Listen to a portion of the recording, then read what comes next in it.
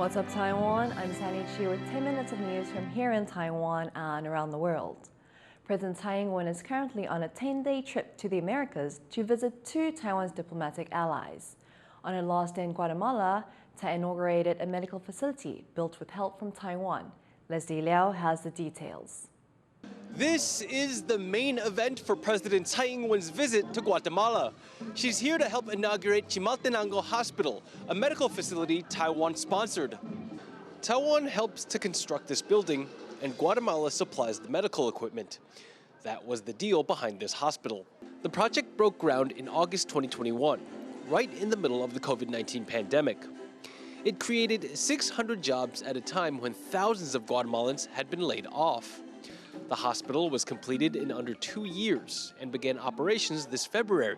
However, Guatemala held off on an opening ceremony to wait for a VIP from Taiwan.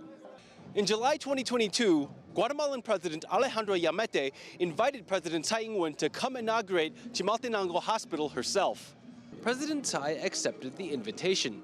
At the ceremony, Tsai praised the establishment as a place that will help improve the lives of many people in the surrounding areas. 喜马德南哥医院能提供本地72万居民以及周边5省合计超过200万居民更好的医疗照护服务。 Yamate is also optimistic about the changes the hospital will have. Este hospital es una proeza de ingeniería hospitalaria cuyos amplios y numerosos servicios, los cuales recorreremos dentro de unos minutos, prestarán una atención de inestimable valor a la comunidad. It's hailed as a landmark cooperation project between Taiwan and Guatemala. But beyond its diplomatic significance, Chimaltenango Hospital will help save lives and improve medical resources in the area. Eason Sun and Leslie Liao in Chimaltenango, Guatemala for TaiwanPlus. Tsai has now left Guatemala for another diplomatic ally, Belize. She landed earlier today. Leslie Liao has a preview of what's in store for the president. President Tsai Ing-wen has arrived in Belize on the 5th day of her 10-day Americas trip. Now, while here, she's expected to meet with high-ranking Belizean officials like the Governor General and the Prime Minister. She'll also give a speech at the country's National Assembly. And Taiwan's Foreign Minister Joseph Wu, who is also traveling with the president, will sign an agreement with his Belizean counterpart. Now, President Tsai will spend 2 nights in Belize. After that, she'll head to Los Angeles for a 2-night stopover before returning to Taiwan. Stay tuned for all the latest for Tsai's trip in America.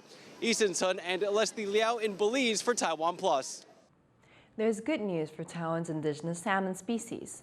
Once almost extinct, their numbers have not only recovered, but hit a record high. Our reporter Eric Gao has more. The Formosan landlocked salmon is considered a national treasure, but one that used to be very rare.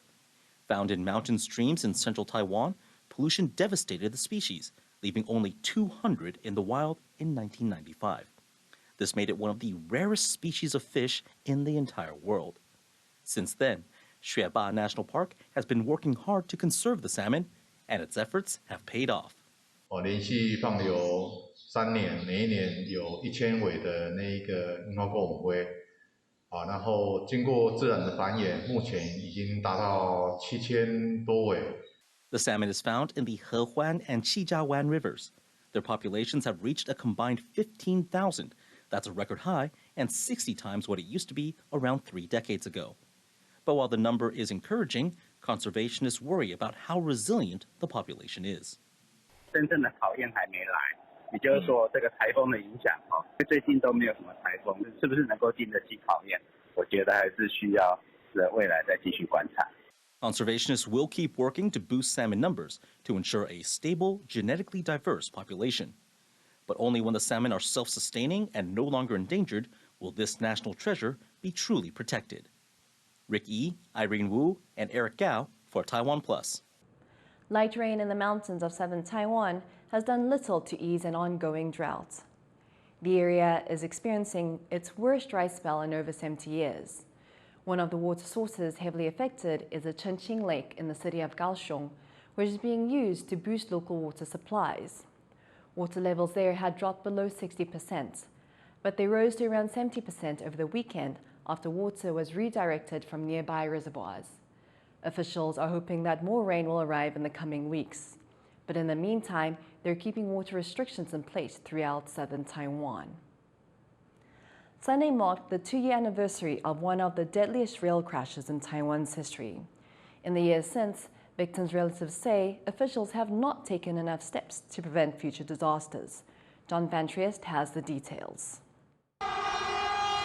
9:22 Sunday morning. A passing train's horn echoes down a stretch of track on Taiwan's east coast. It's a tribute to the lives lost here 2 years ago. An express train traveling this route on April 2nd, 2021 was packed with holidaymakers who were enjoying the beginning of a long weekend. Just before 9:30 a.m., the train collided with a crane truck that had slid onto the tracks. The crash killed 49 people and injured dozens of others, making it Taiwan's deadliest rail crash in over 70 years. On Sunday, victims' relatives and rail workers gathered to mourn on the anniversary of the disaster. 就算已经2年了，可是其实对我们来说，就是很像是昨天才发生的事情一样。 This was the second fatal crash in 3 years for the state-run Taiwan Railways Administration, or TRA. While there have been convictions over the 2021 accident, some victims' relatives say officials have not taken enough steps to make Taiwan's railways safer. 毕竟很多是在法条上面的限定，所以我们也不能说责怪法官判太轻或者怎么样，那只是希望说司法在这方面还是需要有些改革。 At another memorial for the crash, Taiwan's transport minister assured people that reforms are on the way. He also said the group overseeing the implementation of the reforms will be independent. 他们4月15号也到日本跟 JRC 日本，在跟他们福知山线过去的事故的家属见面，然后也要看看 JRC 日本在这些年来做的一些改革，然后带回这个台湾来那我这边也特别我请前部长贺成旦来协助整个外部监督机制。 But the victims' relatives aren't the only ones who are dissatisfied. Railway workers are also upset. They say the TRA has invested large sums on safety projects that have put it further in debt. And that debt could hamper future safety measures, especially after the company moves from under the control of the Transport Ministry to become a corporation next year. 一个公司开门就是负债累累的情况下，它能做到什么的安全，我们非常的忧心呐。铁路工会一直针对的行车安全里面一直在做考量，我们无奈我们只能就用行动，用陈抗的方式，让政府能知道。 Railway workers say they will give the Transport Ministry until April 10th to respond to their concerns. If this doesn't happen, workers are threatening to launch protests that could include a Labor Day strike. Andy Xue and John Van Triest for TaiwanPlus.